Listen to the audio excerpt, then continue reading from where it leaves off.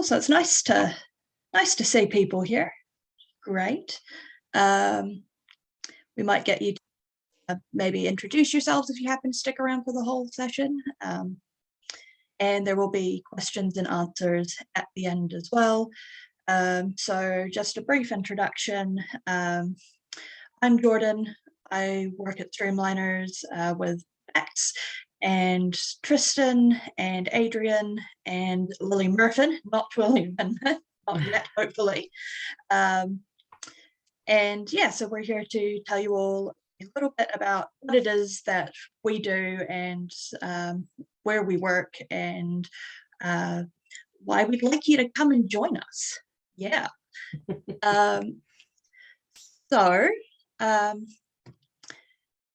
As I said, we're Streamliners.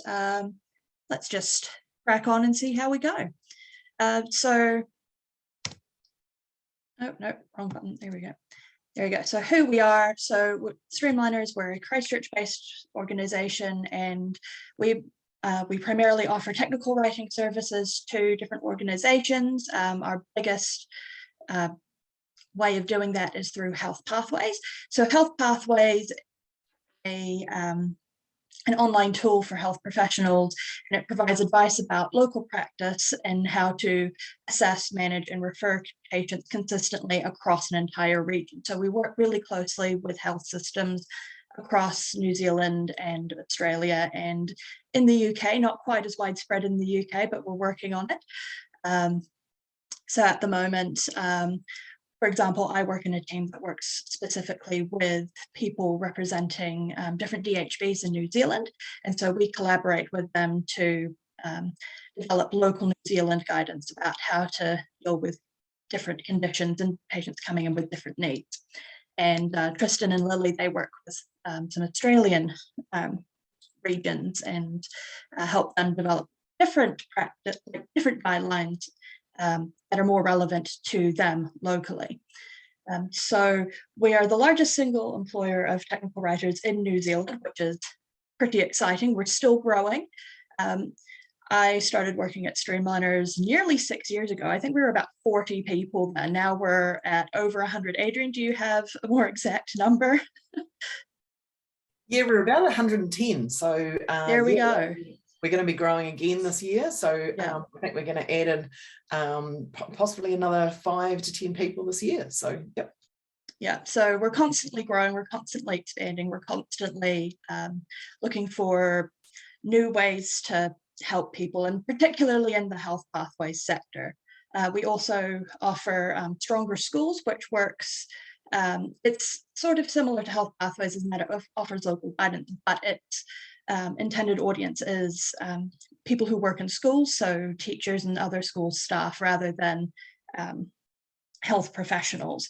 And then GP Docs, which is aimed at health professionals, but it's less around guidance on how to deal with patients and more about helping individual practices help to organize all of their processes and procedures a little bit better. So at Streamliners, our purpose is to improve the health and well-being of people around the world by enabling 3 things: community, conversations, and clarity. Nice and snappy. So we're all about collaborating globally. We don't want people to be constantly reinventing the wheel because they just don't know what else is out there. So we really encourage people to work together. And so by having us all centrally located in our lovely large team of technical writers, we help to encourage that collaboration across across the globe, really. And building in on that is the conversations aspect. So we are communications people. Our job is to be able to communicate clearly, and I'll talk a little bit more in a moment about what exactly technical writing is, because I know it's something that you don't hear a lot about outside of the industry. But our job is all about having conversations, being able to communicate with people, being able to communicate clearly. So that brings that clarity in. So we're all about getting people on the same page and making sure that everyone knows what's going on. And so what Health Pathways does is it provides really clear guidance at the point of care when the GP is in the office and they've got a patient in front of them. They just need to know right now, what do I do? And that's what we want to help them with. So as far as our culture goes, we'd like to have a lot of fun. You can see by these pictures.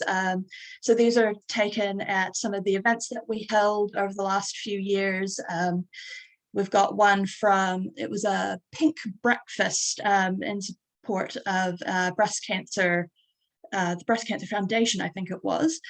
So we all wore pink and ate pink food and fundraised. And then the middle picture is from Loud Church Day, which again, it's a fundraiser for, I think for deaf children. I think that's what Loud Church Day was for. It was a few years ago and I can't remember now, but we like to be able to give to the community that we're in, as well as looking after the people who we work with. And then the third picture is, I can't see exactly what that was from, but it would have been another one of those events where we're getting everybody involved to benefit our community and not just not looking inwards, but looking outwards. So a little bit about what technical writing is. I just see that there's something in the chat. Oh, is my screen sharing working? It's all good. I think it is all good? Yeah. Okay, cool, because somebody chatted me to say that it wasn't, and I got, all right, so go back. All right, so technical writing, for those of you who don't, can I just see a show of little hand signals? Now, I think you can do a hand signal through here. Anybody who's heard of technical writing before? Oh, Nell has, good. No one else? Or maybe you just can't find the hand You can signal. use the reactions button Yes. along the bottom if you're not sure. Okay, so it looks like probably one, not very many. So I'll give a little bit of an explanation for the many of you who aren't familiar with it. So technical writing, despite the name, you don't need to be very tech savvy to be a technical writer, as evidenced by me not being able to find the reaction buttons, or and that's something that definitely tripped me up. I initially thought, oh, technical writing sounds like you need to be all like technological and stuff, but you don't. Really all it is it's a form of professional writing where the emphasis is on accuracy and clarity of communication. So you're focusing on the techniques of writing rather than just the content. Whereas you get a lot of like content writer roles where you're more focused on the content and less on the techniques. We're the other way around. So a lot of the content that we work with is processes, procedures, and policy. So what I was talking about before, where you've got your GP in the office and, you know, they want to figure out, okay, so what is the process for dealing with this patient who has come in with, you know, a sore throat, we don't know what it is, how do I then deal with it? So it's working along that process and helping to communicate that process. So we often collaborate with professionals in different fields. So in Streamliners' case, we collaborate mostly with medical professionals and occasionally education professionals. But there are technical writers working in loads of fields all over the place. A lot of like engineering sorts of fields, industry. And so our job is to help those professionals to refine and develop the processes, procedures, and policies that they're already using, and make sure that the stuff that they're already working from is actually really clear and makes a lot of sense and can be easy to follow for somebody who's maybe new in the field or somebody for whom English may not be their first language. If you throw a lot of jargon in there, it just makes it really difficult to follow. Even somebody who knows what they're doing and is familiar with English, it can be a bit of a struggle. I know you've all probably read university texts where you just sort of struggled to figure out what the hell the author was saying. So our job is to take stuff like that and make it easy to understand. So in a lot of cases, especially for us at Streamliners, we don't have medical backgrounds for the most part. A few of us do have a little bit of medical background, but mostly we don't. Mostly we don't have background in education either. So for us, we're functioning more like editors than content developers. So we work with the professionals. So for Tristan, Lily, and Bex and I, we all work for Health Pathways. We work with health professionals. They give us the content and we edit the content and collaborate with them to help develop the content further. We don't actually create it ourselves. We take what they're using and improve it. So like one good way to think about technical writing is with recipes. So, you know how with a recipe book, you've got that consistent style where you've got, you know, your ingredients up at the top and you've got your process down the bottom. And you can usually get a pretty good idea of whether a recipe is written for somebody who's quite new to cooking, and that might be written quite differently to a recipe that's written for someone who's already a really experienced chef. And, you know, some of the terms and the methods that you see, you know, they'd be written quite differently. So what we do is it's like we're writing a recipe, but we're doing it with things that aren't cooking. So we're all about making sure that we've got all of our ingredients, so all of the key things that professionals need to know, and making sure that we've got our method, so the actual steps they need to follow, and making sure that everything lines up, making sure that things aren't being left out or just sort of assumed that people know, because if we want to make sure that people who are new to the field or new to the area can access the guidance in the same way, we need to make sure that we're not just speaking to people who really know how everything works already. So we're actually hiring at the moment, very exciting. So for those of you who are in the job, starting to head into the job market, you know, you might be just finished with study, or you might be finishing up really soon and you're thinking, okay, what do I do next? Well, this might be an answer. So at the moment, we're looking for technical communicators. So for a technical communicator, we want you to be a passionate writer who wants to make a real difference in the world at large. That's what we do.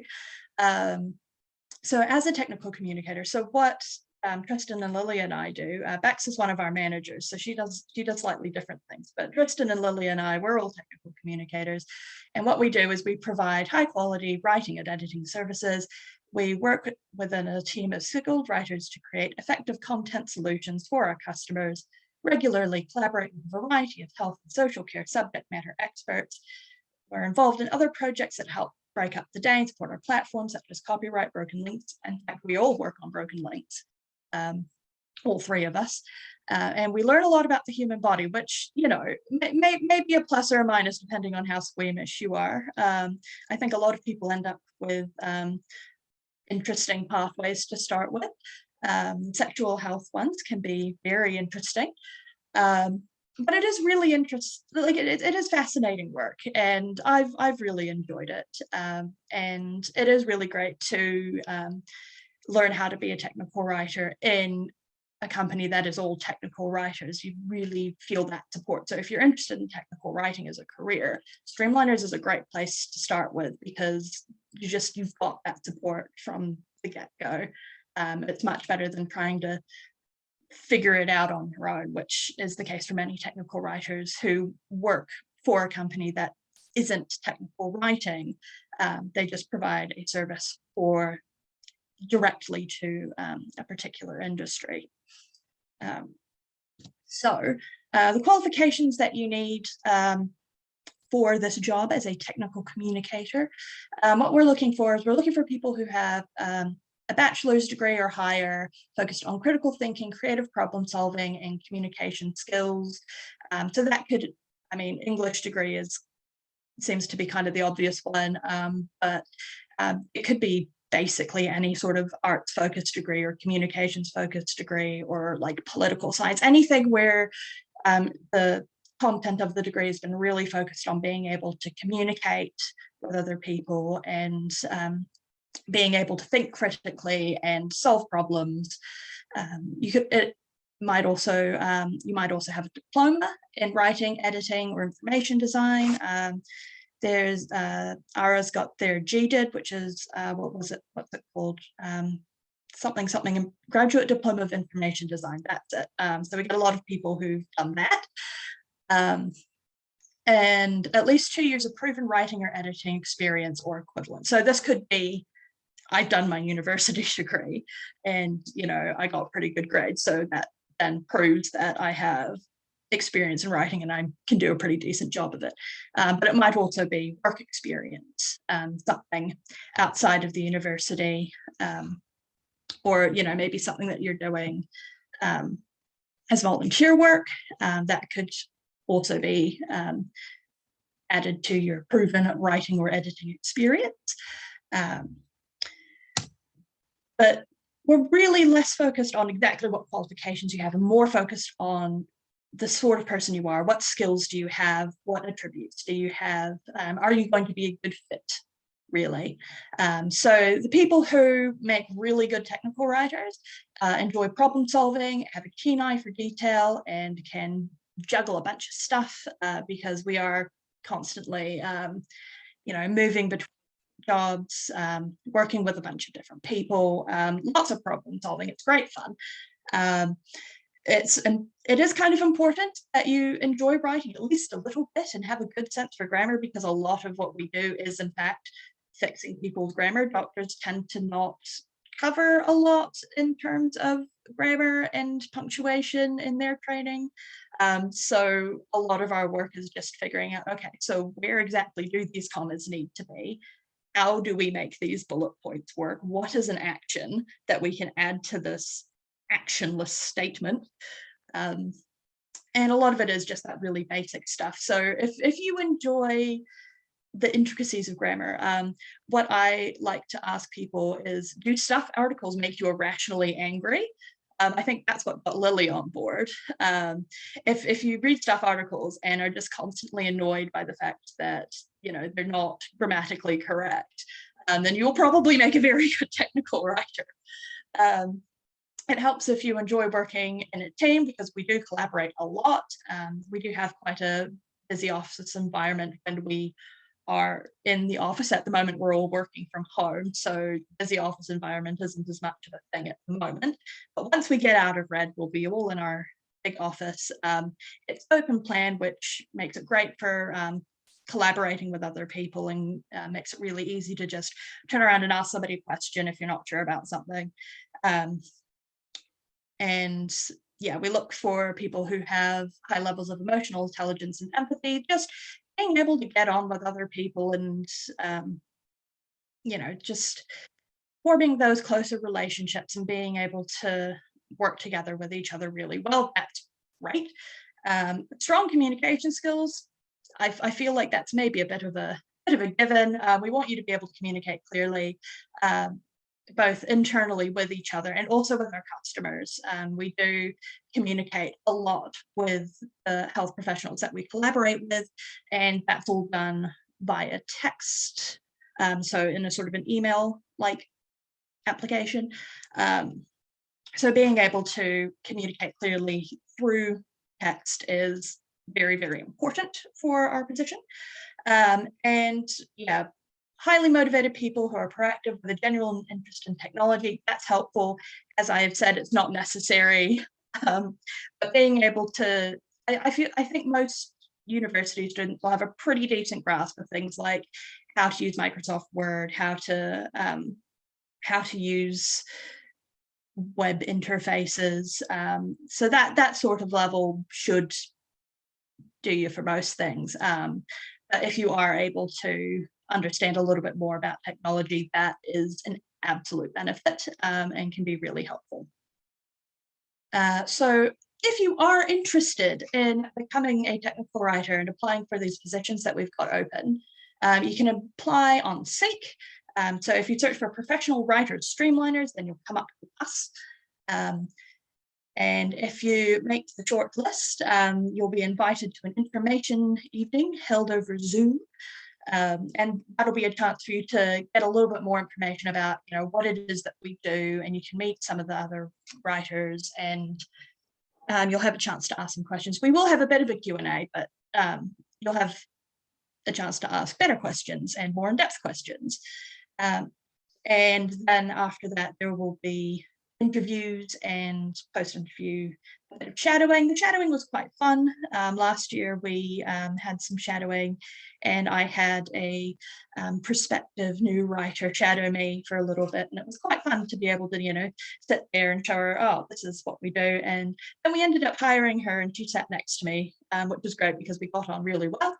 But it's a good way to really get to know the team and really get a sense of the environment that you'd be working in if you join us at Streamliners. And that would be happening while our hiring team, led by Adrian, while she checks references and starts assembling the final list, and then maybe you're in, hopefully. If you are interested but maybe maybe you don't want a job right now, maybe you've still got a little bit of study that you need to finish up before you can actually enter the workforce, or maybe you just want to keep your options open, a really great place to keep an eye out for stuff that's happening in the technical writing world is TechComNZ.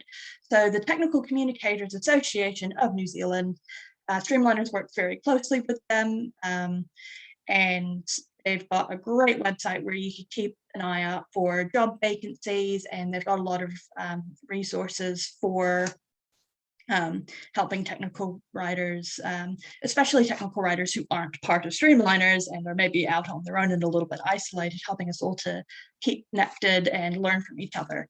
And I think they've got specific, like they've got particular deals for students. Is that right, Adrian? I believe they do. Their membership they've got a lower rate for students as well. Yeah. Yeah. So if you're keen to get into technical writing, TechComNZ is a really great place to start looking and just get a feel for all of the stuff that's involved, and maybe get a better sense of, is this a job? Is this a career that I actually want to pursue? And if you have any questions specifically about the jobs that are open now, or jobs that we might have open in the future, or recruitment process, or just the company, you can email Adrian. It is Adrian that you'd be emailing at recruitment@streamliners.co.nz. You can also check out our website, streamliners.co.nz. And yeah, thank you very, very much. So we'll just shift focus now a little bit. And Jordan, before you move on, can you just go back to the recruitment slide, because it just might give a couple of dates that we've finalised only just yesterday. Dates, so good. So the advertisement, just to let you know, the advertisement is on Seek until the 11th of March. So it's open. We have applications that we're looking for now, and so that advertising is open until Friday the 11th of March. In terms of the information evening, we'll be inviting people along. We're looking at holding that the following week on the Tuesday the 15th in the evening. So get your application in, and if you're interested in coming along to that information evening and you're still not quite sure whether you want to apply, let us know and we'll send you an invite for that as well. So yeah, so applications open until the 11th, information evening on March the 15th. So just to add that. Thanks, Jordan. Yep, cool. So we just want to talk a little bit about our own journeys and how we came to Streamliners, because as I briefly mentioned back at the start of the session, technical writing isn't it's not a field that people are generally quite aware of. So for me personally, when I was at university, I was doing an English degree, and everybody kept asking me, oh, are you going to be a teacher? No, I was not going to be a teacher. My mother was a teacher. I knew what it entailed. I knew it wasn't for me. I didn't know what I wanted to do, but I wasn't going to be a teacher. And then after I did 4 years of study, had an honours degree, I still didn't know what I wanted to do. I think the first inkling I had of technical writing existing was when my mother did a Google search for what jobs can English majors do that earn good money, and technical writing came up. It does, in fact, earn pretty good money. But I looked at it and I thought, oh, I'm not very techie. That's not for me. That's not for me. And I thought, oh, I got married, and my wife was a bit more technologically inclined. So she went for a technical writing job at Streamliners, got a technical writing job at Streamliners. And then for the next several months, while I was killing time doing a diploma in proofreading and editing for some sort of marketable skills, she kept telling me, you'd like it here. You'd really like it here. I'm telling you, you'd like this job. And so eventually she talked me into applying, and while I'm still here 6 years later. So yeah, it was really interesting coming into it, not really knowing anything about it, and then finding out that actually it's a really good fit for me. So Bex, Lily, Tristan, who else wants to share their story? Tristan. So I guess I'm quite a good example of the right sort of person rather than the right qualifications, because I studied a Bachelor of Science many years ago and a postgrad diploma in GIS, completely irrelevant to sort of English, I suppose, as a career. And then I left university and went and did hospitality for many years. And then I wanted something that sort of was a little bit more academic, and I saw Streamliners and I thought, I have no idea what technical writing is, but I'll apply because I really like to write. I really like to problem solve, and all the medical stuff is so fascinating that I thought, oh, I'll apply and see what happens. And then turns out through my past, I had sort of developed the skills required to be a successful technical writer. And now in the role, I'm really loving it because it's different every day. There's different work that you get to be involved with. There's lots of opportunities in this growing company to progress in your career, and sort of who knows where you'll be in a few years at Streamliners. That you might get grabbed for a different thing that you could be interested in, and they're really interested in developing you in your interests, which is fantastic. So yeah, that's my little story. Awesome. Lily. Oh, I can't hear you. Oh, I think, oh, no. No? Yes. Can you hear me? Yes. I just unplugged these, so we'll get those off.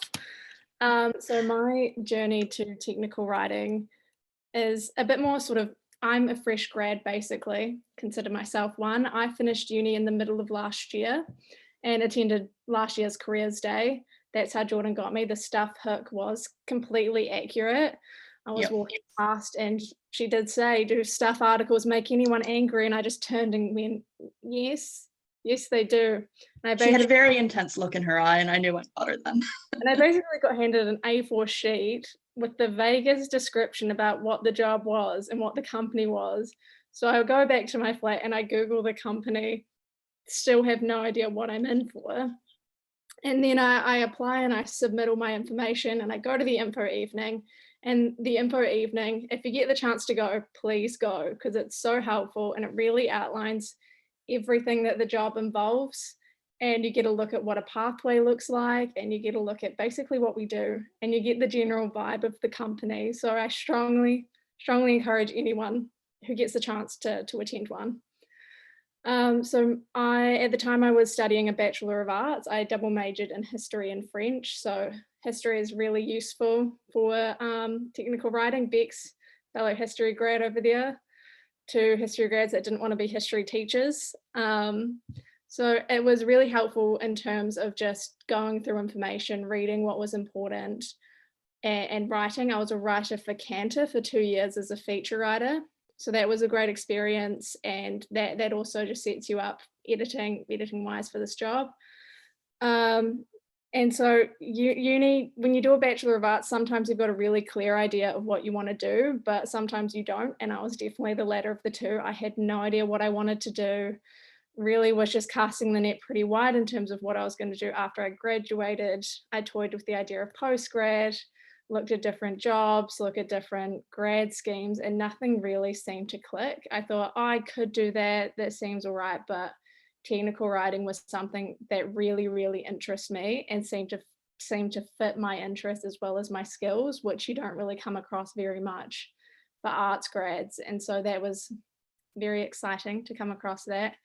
And so I joined the company same time as Tristan. So we're coming up on a year now. It's been, what, 10 months, give or take.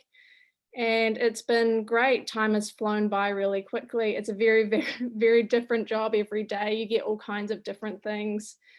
And you get to work with a very sort of diverse and varied group of people. And everyone's really nice. So I strongly recommend anyone who has the chance to work here, you really give it a shot, because you're not going to regret it. You get such good skills and it's a great place to work.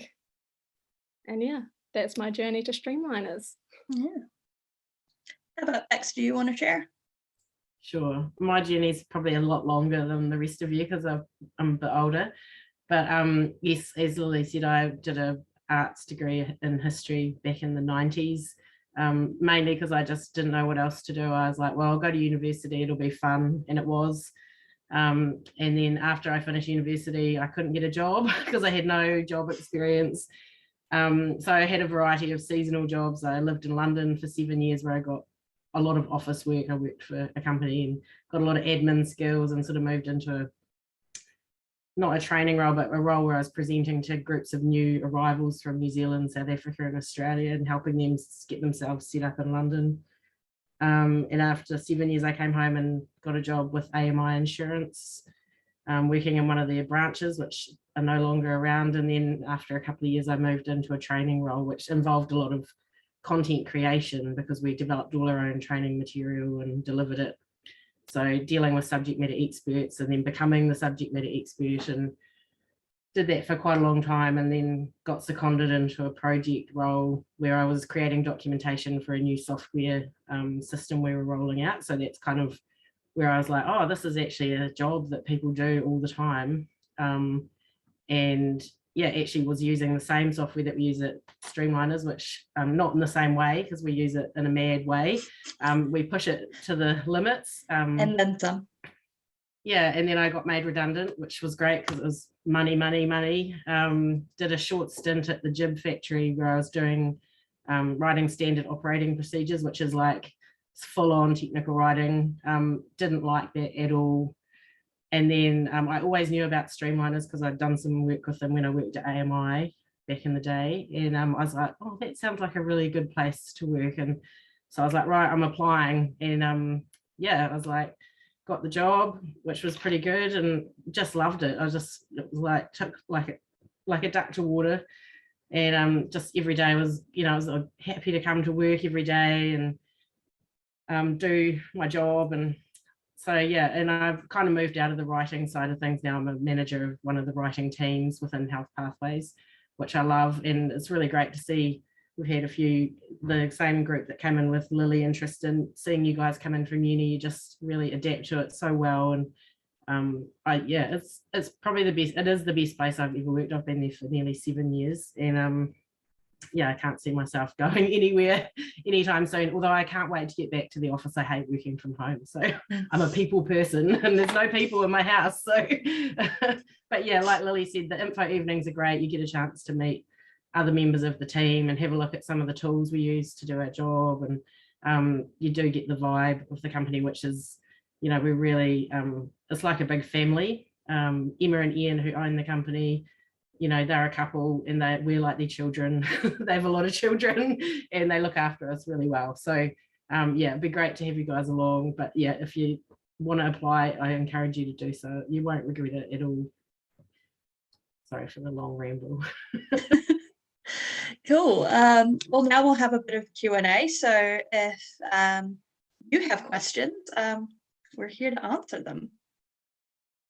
Introduce yourselves. We'd love to meet you.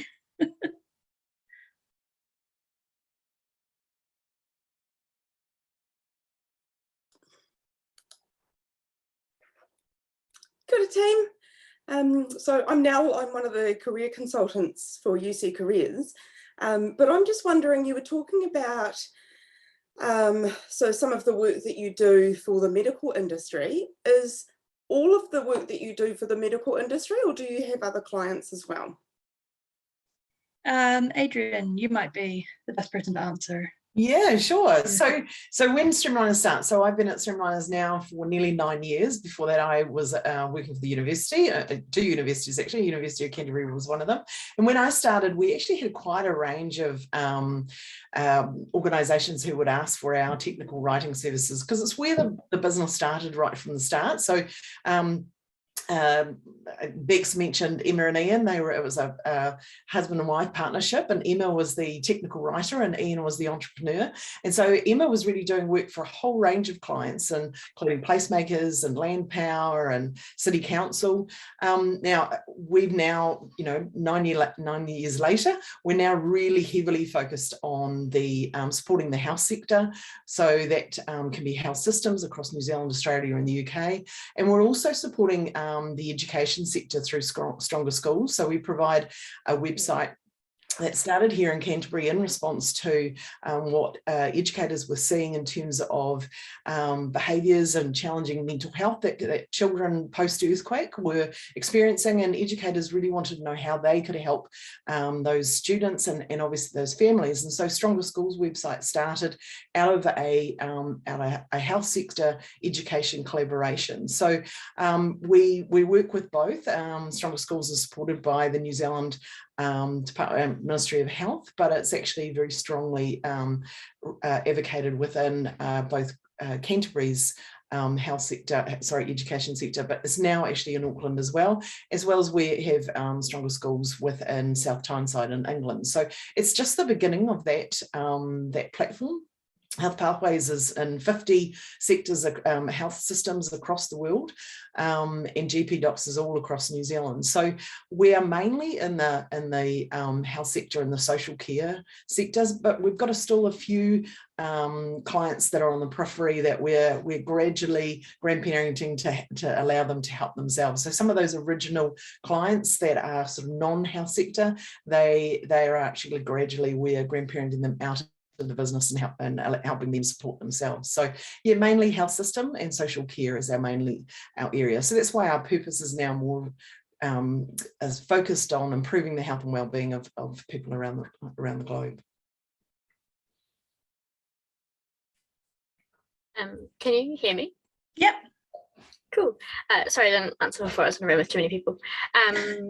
I am Lily, and this sounds really interesting and very cool. I didn't know that technical writing was a thing. That sounds very cool. I'm a philosophy major, so pretty much my entire degree is trawling through unreadable philosophy and trying to summarize it. My question was mainly directed at the other Lily. You said that you graduated halfway through last year and then got into the role as well. I also am going to graduate halfway through this year because we like being a little bit awkward and graduating at the wrong times. I guess it's also directed at Adrian. Is that a thing that could happen for the current role, starting a position halfway through the year, or did you have to work part-time until you finished your degree and then start full-time, or how could that work potentially? I know there were 2 of us at the last intake that started middle of the year, me and Stephanie, and it was about, I'd say 2.5, 3 weeks that we did uni as well as full-time training, which was a challenge, but that was over study leave. And so if you do get the role, my piece of advice is just to let your lecturers know. Everything was online at that point though, so it was pretty easy to balance, and it's 3 weeks, and then after that working full-time seems like a bit of a breeze. Yeah.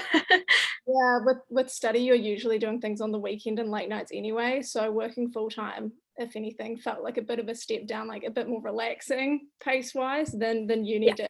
So I found that little short amount of time a fairly easy balance. But Adrian, is there going to be a later intake as well this year? I'm not too sure what the time frame is for this year. Yeah, so this is our first of potentially 3 intakes that we're doing this year, where this is anticipating growth in the UK health systems.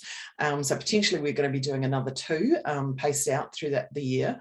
But just speaking a little bit more around Lily's experience, she's right. We had a couple of people who in her intake midway through last year who were finishing off their university studies. We did another intake towards the end of the year, and we had one person in that intake who was completing some graduate studies through ARA at the same time. And look, we're really fully supportive of that.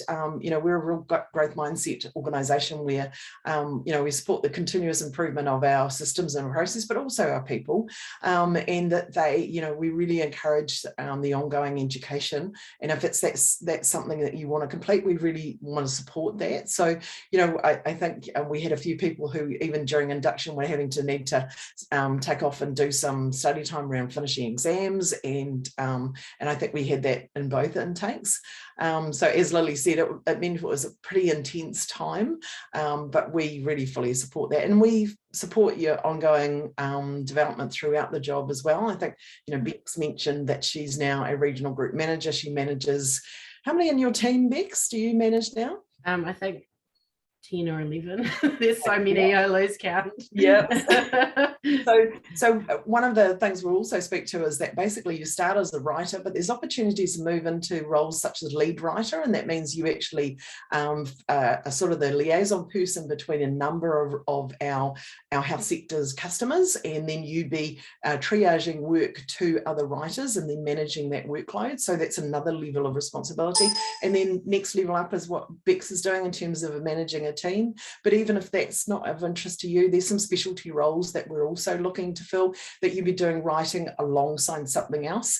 A couple of people we've got, including Jordan, who is not only doing writing, but she's actually also delivering training. So we trained her how to be a trainer. So she's now got that set of skills alongside her writing skills, in which she's delivering training and training our clinical editors and soon our coordinators, but also helping doing internal training. So there's lots of opportunity for professional growth even within the organisation, but we certainly support your professional development alongside that if you're looking at external education as well.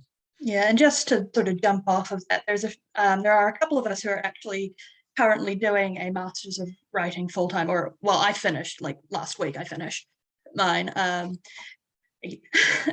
So Streamliners is really supportive of us finding ways to grow and develop in, you know, other places as well. And yeah, everything's just been really, really great from that perspective. So nice. And I just have one last question, somewhat less important. Oh, my headphones have stopped working. Can you hear me? Yep. Still? Okay, cool. Do you just have offices in Christchurch, or is there any other locations as well? Just Christchurch. And very firmly tells us many times that it will always be just Christchurch. It's very important that we're all centrally located and able to collaborate with each other as in person as much as possible. It's a bit harder during a pandemic, but that is very, very important to the management that we're all together. I am still gunning for the London office though. But just to add a caveat to it, yes, our writing teams are definitely located in Christchurch, and that is still the intention.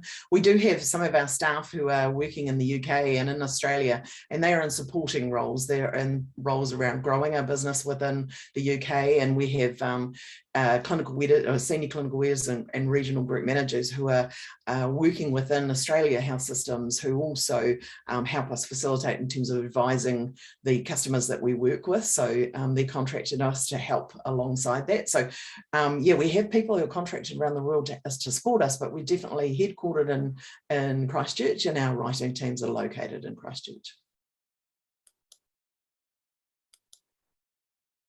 Okay, properly final question. Lily, you mentioned that you do French as well. Have you had any opportunity to use your second language in the role? Because I speak Spanish as well. Not so far.